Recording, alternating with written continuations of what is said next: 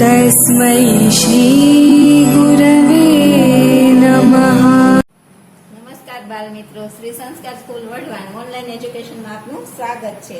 ધોરણ 6 માં હિન્દીમાં 8મું છે રાજા કા હિસ્સા એટલે કે રાજાનો ભાગ। તો સારો રાજા હોય એ પ્રજાની ભલાઈ માટે ભલાઈ કરવામાં જ લાગેલો રહે છે। તે પોતે રાજ્યમાં ફરતો રહે અને લોકોને મળતો રહે છે, લોકોના દુઃખ દૂર કરવા તે હંમેશા તૈયાર જ રહે। રાજા ભોજ એવો જ એક આદર્શ રાજા હતો। તો બાળકો, આ પાઠમાં આપણે તેનો પ્રજાપ્રેમ કેવો છે તે પ્રસંગ આપવામાં આવ્યો છે। તો इस कहानी में इस प्रजावत्सल राजा का वर्णन है। એટલે આ કહાનીમાં પ્રજાપ્રેમી રાજાનું વર્ણન છે।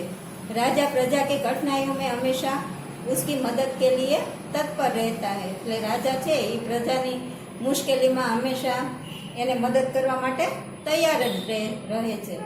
રાજા ભોજ बड़े प्रजा वत्सल थे એટલે કે રાજા ભોજ છે એ પ્રજા प्रेमी હતા।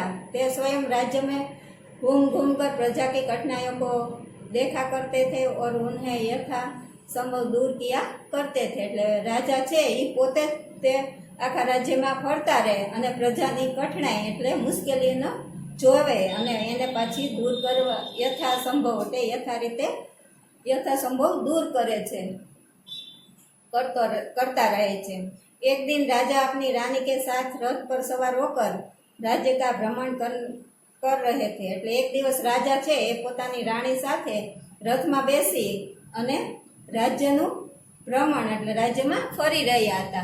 वे राजधानी से बहुत दूर निकल गए એટલે તે રાજધાનીથી ખૂબ જ દૂર નીકળી ગયા હતા। उन्होंने देखा कि एक खेत में एक કિસાન હલ જોત રહા હૈ। તો એમણે જોયું તો એક ખેતરમાં એક ખેડૂત હોય છે એ હળ જોતરી રહ્યો છે એટલે જોડી રહ્યો છે। મગર ઉસકે હલ મેં એક ही बैल है, પરંતુ એના હલમાં શું હતું, એક જ બળદ હતો। दूसरे बैल के स्थान पर उसकी स्त्री હલ ખીંચ રહી હતી એટલે બીજા બળદની જગ્યાએ એની પોતાની પત્ની જ એ હળ ખેંચી રહી હતી। राजा भोज ने रथ रोका और किसान के पास जाकर कहा।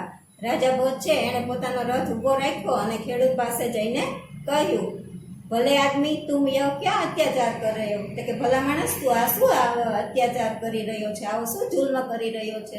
ભલા કઈ સ્ત્રીઓ કો ભી હલ સે જોતા જાતા હૈ તો કે ભલા માણસ આવી રીતે સ્ત્રીઓને કોઈ દિવસ હળ સાથે જોતરાઈ છે એમ।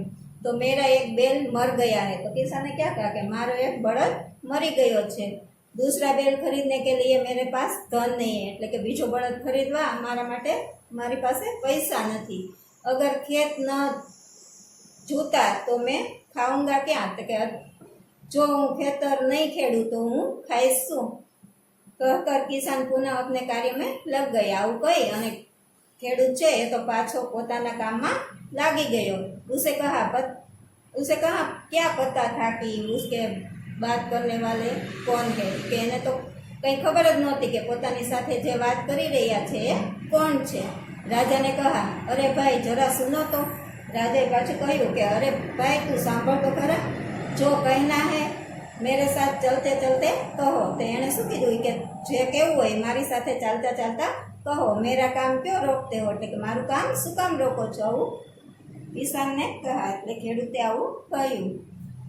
રાજા ભોજ उसके साथ साथ चलने लगा। હવે રાજા છે એની સાથે સાથે ચાલવા લાગ્યો।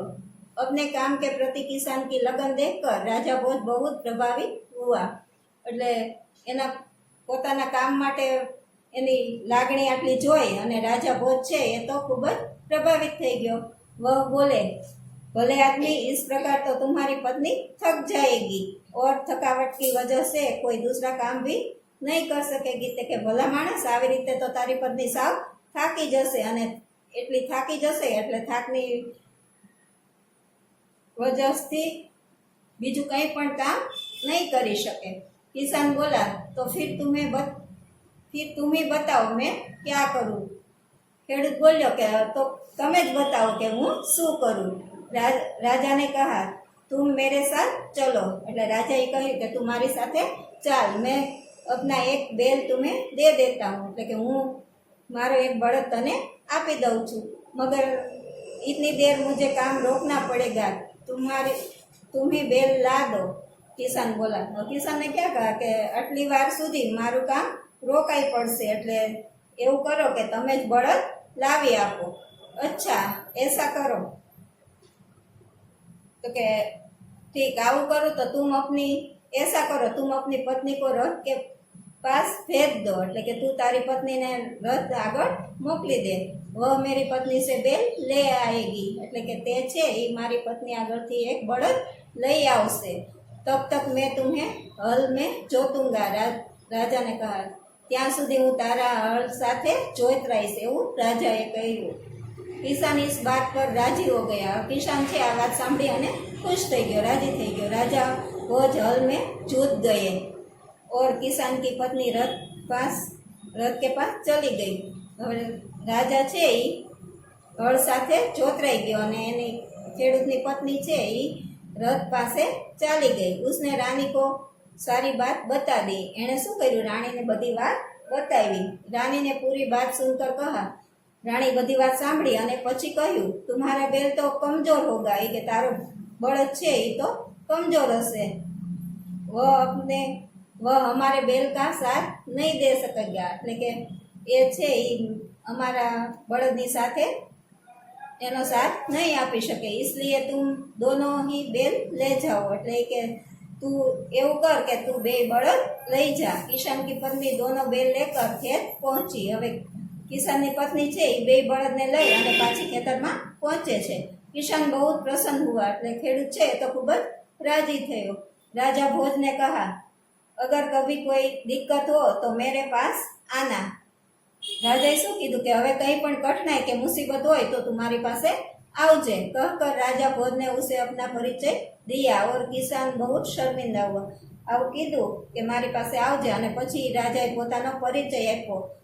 એનો પરિચય સાંભળી અને કિસાન એટલે ખેડૂત તો ખૂબ જ શરમાઈ ગયો, ખૂબ જ શર્મિંદા हो गया। उसने राजा से बार बार क्षमा मांगी, એટલે એને તો રાજાને ઓળખ્યા પછી એને તો વારંવાર એની ક્ષમા માંગી। રાજા પ્રસન્ન હોकर वापस चल दिए, એટલે રાજા તો ખૂબ પ્રસન્ન થઈ ગયા અને પછી એ ચાલ્યા ગયા। उस बार उस किसान के खेत में बहुत अच्छी फसल हुई, એટલે કે આ વખતે તો હવે ખેડૂતના ખેતરમાં ખૂબ જ સારો પાક થયો, ખૂબ જ સારી फसल થઈ હતી। इसके आश्चर्य का ठिकाना न रहा जब उसने देखा कि खेत के जितने हिस्से में राजा भोज ने जोता था उसमें मोती उगे थे, बाकी के हिस्से में उम्दा किस्म के गेहूं उगे थे। एना तो आश्चर्यनो पार न रह्यो કે જેટલામાં રાજા જોતરાયા હતા એટલામાં શું ઉગ્યું હતું, મોતી ઉગ્યા હતા અને બાકીના ભાગમાં સારા સરસ મજાના ઘઉં ઉગેલા હતા। કિસાન બહુ પ્રસન્ન हुआ, એટલે ખેડૂત ખૂબ જ પ્રસન્ન થયો। किसाने सारे मोती इकट्ठे किए और राजा भोज के पास पहुंचा। खेडूत छे बधा मोती एकठा करी अने राजा भोज पासे जाए छे। उसने सारे मोती राजा भोज के चरणों में रख दिए और राजा को सारा किस्सा कह सुनाया। एने शुं कर्युं, बधा मोती हता ए राजाने आपी दीधा, एना चरणमां रख दिए, એટલે એના ચરણોમાં રાખી દીધા અને આખી વાત બધી કહી। राजा ने कहा, ये मोती तुम्हारे खेत में उगे हैं, इन पर तुम्हारा हक है, इन्हें तुम ही अपने अधिकार में रखो। राजाए શું કીધું કે આ બધા મોતી છે એ તો તારા ખેતમાં ઉગેલા છે, આના ઉપર તારો જ હક છે, એટલે તું આ બધા મોતી પર તારો જ અધિકાર છે ને તું જ એ મોતી રાખ।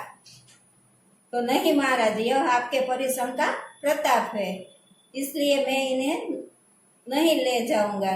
आ શું કહે છે ખેડૂત કે નહીં મહારાજ, આ તો તમારા પરિશ્રમનો પ્રતાપે ઉગ્યા છે, એટલે આજ તમે હું नहीं લઈ જઈ શકું એમ। तो मेरी प्रार्थना है कि आप इन्हें राजकोष में जमा कर दे और गरीबों की भलाई के लिए काम में ले ले। કે મારી તમને એવી પ્રાર્થના છે કે આ બધું છે એ રાજકોષમાં જમા કરી દો અને ગરીબની ભલાઈ માટે આ બધા કામ લાગશે।